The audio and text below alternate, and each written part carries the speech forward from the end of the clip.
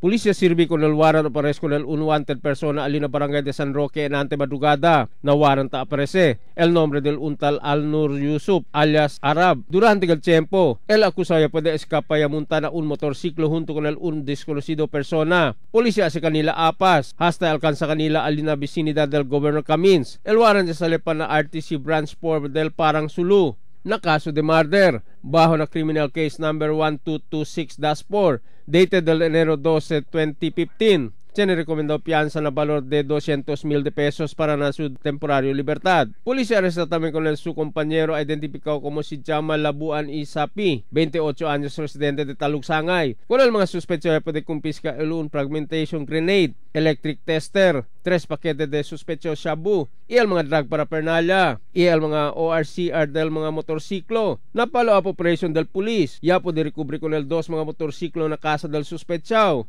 Y el motorciclo usa sila para escapar con la autoridad. El mga sospechados detenido ara alina celda del Police Station 11 itaabla que inocente sila y no hay sila culpa. Emil Tuban, Dateline Zamboanga.